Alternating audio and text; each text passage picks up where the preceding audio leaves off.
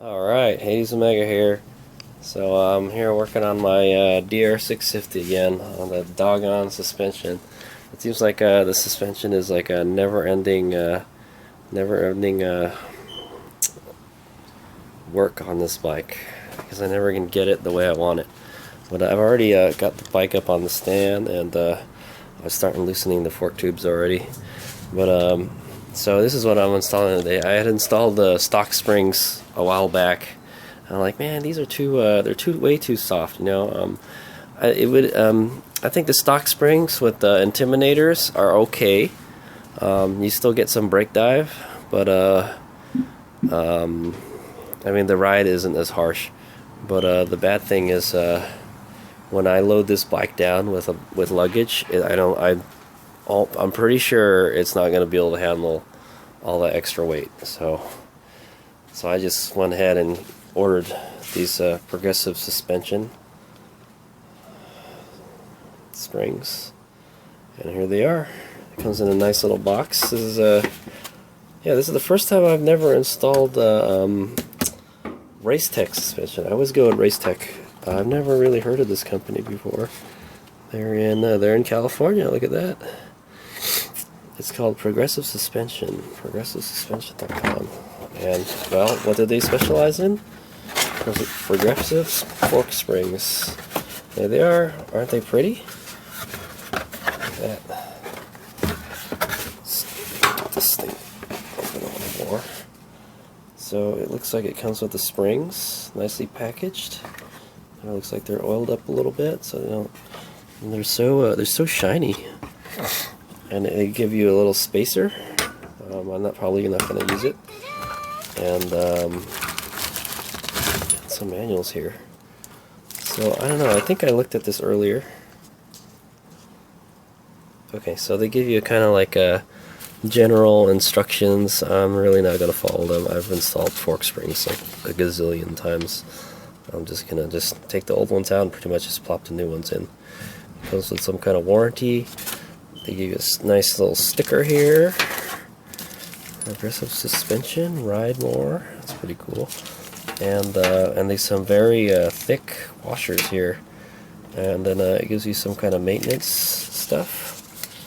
So apparently these fork springs, you can use them on a XR650L too. And it gives you the years and what kind of spacer. So here they are. So you can see they're progressive springs. They're wound tighter from one side than they are on the other side. It's tighter. The spring rate is tighter here, and then it's looser here. And well, the stock springs are progressive springs in the DR, but these are like beefier stock springs, is what they are. And it doesn't really say what the spring rate is for these springs, but this is the part number. PS1510. Kit polished. And it says oh, that's odd. Yeah, so it says so under here it says these are the listings for all the stuff. And none of these are the right number. 1510. No, 1510, or maybe it's the second number, 11. Yeah, VN 11 1510. No, none of these are listed here, which is kind of weird. So there's no way to really verify what the spring rates are, unless maybe I look them up on the internet, which I might do real quick right now. But when I bought them from the Pro Cycles website, it says that the spring rate are from 0.545 to 0.62 kgmm. So if you remember before, I installed 0.70 kgmm springs, and they were way too stiff. So 45 to 62. That's it's softer than the springs I had on the bike before, but they are progressive. So they said the advantage of putting these springs in is that you still get a you get a good ride, which I was not getting before with the straight rate springs, and then it has more resistance to bottoming out. That I definitely don't want to bottom out either. So, and I have the intimidators to add that extra dampening, you know. So should be good. So let me go on their website real quick. Okay, yeah. So I kind of went to their website, and they don't mention anything about the spring rate, so that kind of worries me. So it says the original fork springs. They we're gonna soak up small road bumps, yet are firm enough to absorb the molar rattling ones. Spring rates have been chosen to reduce front end dive during braking. That's good. Yet still provide excellent ride comfort. Better yet, we warranty our springs for life. Progressive. So advantage over straight rate springs. Progressive spring rate has advantage of rising rate resistance to the compression. The benefit of this is that the spring can be soft enough at the starter travel to offer a plush ride, yet firm enough at the end to soak up big bumps. So these are some really heavy duty springs, because as you can see, all these other springs here, they're really only rated from 20 to 30. I don't know what spring rate they're using, but I don't know if that's in kgmm. Oh, it's in pounds. Never mind. 20 to 30 pound progressive. Okay, so it's in it's not in metric units. So I don't know. It kind of worries me that I don't know what the spring rates are. I just have to take for granted what I just have to take what ProCycle has advertised on their website, because there's no way I know what the spring rate is on these. But I've heard good things about them, so let's have a go. So it's saying I have to put a 1/2 inch. I don't see. The units are all messed up on this. It's kind of pissing me off right now, because on the website it's in kgmm, and everything else is in kgmm because it's a Japanese bike. So and these guys make suspension for like Harleys and stuff too. So they got everything all mixed up. So obviously these are in pounds because they say pounds and progressive rate here. So I'm just kind of confused now. And then what does a 0.50 mean? 0.50 inches? 0.50 millimeters? I'm supposing it's in inches, but you know, it's like come on, you got to be more scientific here, you know. Attention to detail. Anyway, so I'm gonna go ahead and install them. So I've already started to taking them out. My handy 22 millimeter here, loosening the fork caps right here. I'm basically just gonna take them out and then drop them in. But I will measure the spacer. It says use a 1/2 inch spacer, so maybe I will. I don't know. So I'm not sure if they want you to adjust it or anything. It seems like yeah, you have to use this size only, which is kind of odd because you're supposed to cut the spacer depending on like how much weight you're gonna put in there. But I'm gonna say I'm just gonna put a spacer long enough to reach to the top, because I don't really want to lose much. I don't want to lose any height in the front, you know. And I'm pretty sure this thing is gonna sag once I put a lot of weight on the bike. So yeah, we'll get through there.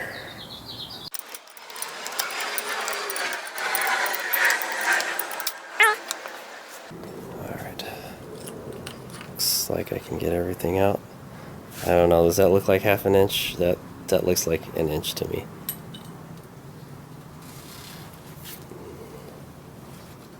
Just a washer. Try to not make a mess here. Here's the spring.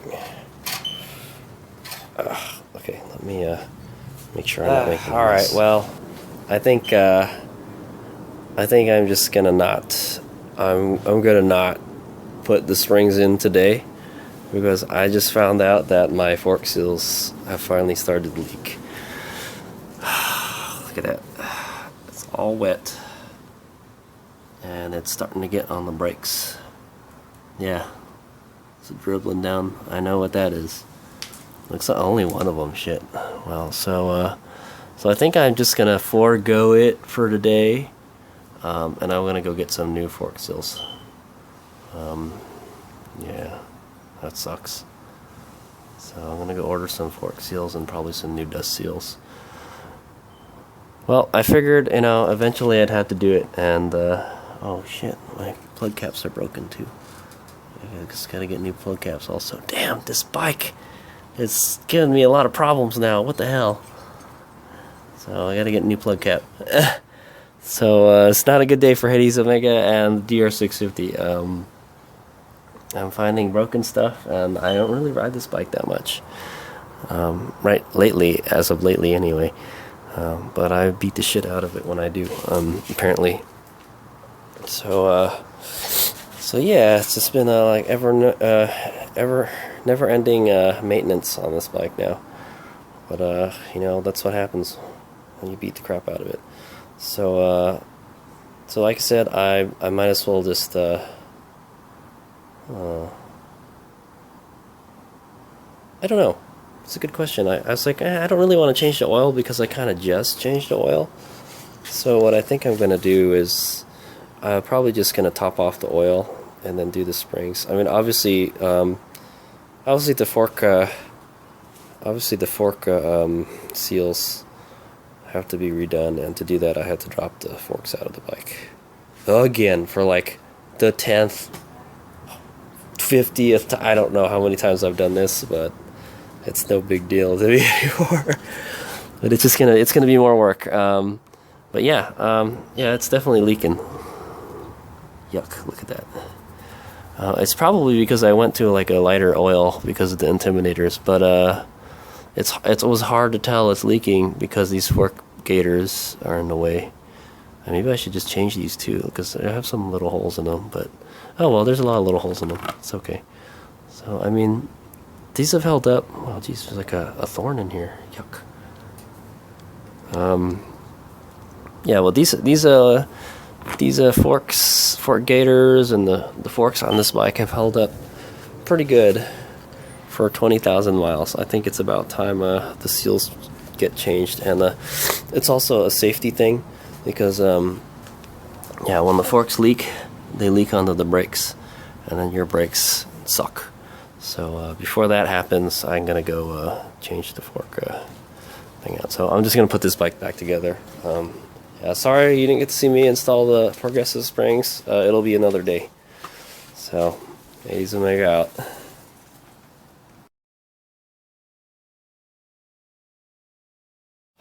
Alright, well, before I leave you today, I still have my Racetech Springs, my 0.70 kgmm springs.